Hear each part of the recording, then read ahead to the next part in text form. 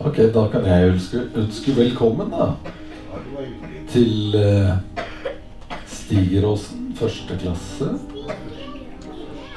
og til de som bor her på Gulset. Skien bibliotek arrangerer hvert år Appelsinia litteraturfestival for barn og unge. Og i forlengelsen av det så hadde vi lyst til å gjøre et prosjekt med lesing for eldre sammen med barn.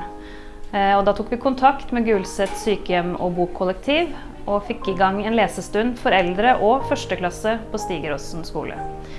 Så nå leser vi eventyr på tvers av generasjoner. Vi har gjort det 3 ganger nå i høst og skal fortsette til våren. Og dette er en del av områdesatsingen på Gulset.